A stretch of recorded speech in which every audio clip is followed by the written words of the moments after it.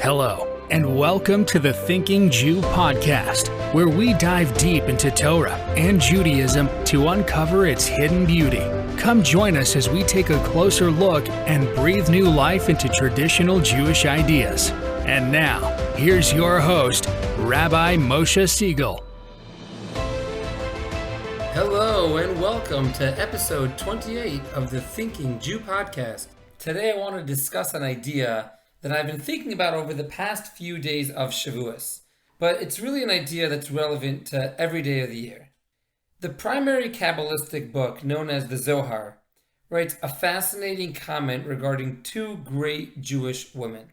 The Zohar writes that there were two great women, Tamar and Ruth, who persevered to build the tribe of Judah, and their actions resulted in the birth of King David, King Solomon, and the future Messiah, the Mashiach. The Zohar then discusses what was the great merit that Tamar and Ruth shared that they deserved to bring forth Mashiach. And the Zohar answers that they both did kindness for those that had died to carry on their legacy in the world after they passed. So what exactly is the Zohar referring to? It seems to be referring to the fact that both Tamar and Ruth were the two women in Tanakh that both did the mitzvah of Yibum, or in English, the levirate marriage. So what exactly is that? If you look in Deuteronomy chapter 25, verse 5 through 10, the Torah describes a positive commandment of the levirate marriage.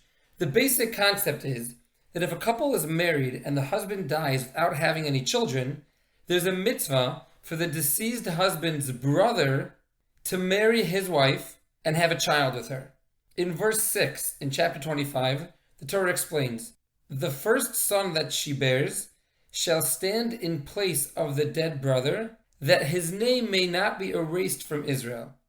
And the Kabbalistic sources teach us that it's not just a namesake that you have to name the kid after the deceased husband, but rather it's talking on the level of the soul, that the soul of the departed brother is carried on by this child, and it is therefore considered a tremendous kindness to the departed soul to do this mitzvah called Yibum.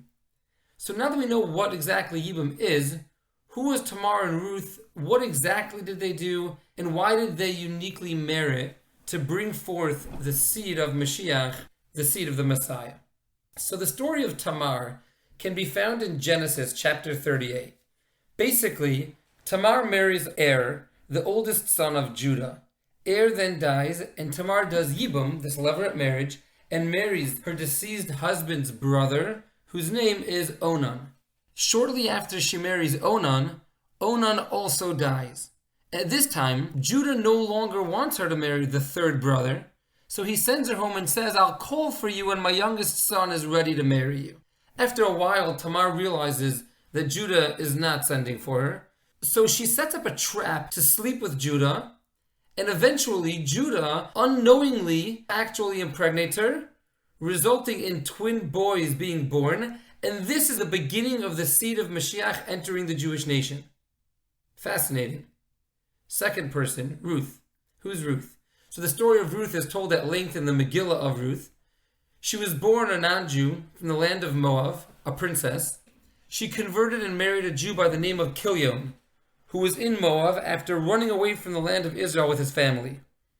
Kilyon, his brother, and his father all die there in the land of Moab, and eventually Ruth, despite coming from a very wealthy, prestigious, kingly family, she follows her mother-in-law Naomi, an impoverished widow, back to the land of Israel out of her love of God and Judaism. Now here again we come across this concept of Yibum, in which the Megillah of Ruth describes that the next of kin was supposed to redeem the fields of Naomi's deceased husband, as well as marry Ruth. Since there was a delay in this process happening, Ruth, similar to Tamar, takes matters into her own hands, and very uncharacteristically, in a pretty aggressive way, approaches Boaz, who's a righteous relative, to marry her. Now, although Ruth converted to Judaism, there was a big debate at the time as to whether the Torah allows a female from Moab to convert and marry into the Jewish nation. Because of this, the closest blood relative, refused to marry Ruth. And so she ends up marrying Boaz. And again, through this union, the seed of Mashiach reappears in Jewish lineage. So these are the two places in which the Torah reveals to us that the seed of Mashiach is passing through the Jewish gene pool. In both stories, the woman takes matters into her own hands to go ahead and fulfill the mitzvah of Yibum, the mitzvah of the levirate marriage. And it's because of this that the Zohar credits Tamar and Ruth as persevering to do kindness to the deceased to carry on their legacy. So the question remains, what exactly does this have to do with Mashiach? What does giving the deceased the opportunity to have their legacy carried on after their death have to do with the coming of Messiah? So I want to suggest an interpretation, and it really goes back to the creation of the world. Our sages teach us that Hashem hid himself in our world when he created it. In other words, Hashem created an imperfect world, a world that doesn't clearly express godliness in it. And God designated man as his emissary to perfect the world, to bring out that hidden godliness and to show how really the entire world does or can reflect its perfect creator. Why did God do this? Why didn't God just create a perfect world? The answer is that out of God's endless kindness, he wanted to give mankind the opportunity to perfect it. Through our actions of bringing godliness into the world, we become active partners with God himself in creation. And this allows us to connect in a much more intimate way with God than what would have been possible had God made a perfect world himself. So in other words, God created an imperfect world and gave us the job of completing it. There's a reality that God wanted expressed to the world. He wants the whole world to recognize God and to live in an elevated godly way, but his legacy is left incomplete. He's, so to speak, incapable of finishing off that legacy himself. Rather, like we mentioned, he created man to do that. And who is the person who's charged with completing this mission? We're all able to bring it closer, but there's one unique individual who will complete the mission and make God a more conscious reality in the world that we live in. That is Mashiach, the Messiah.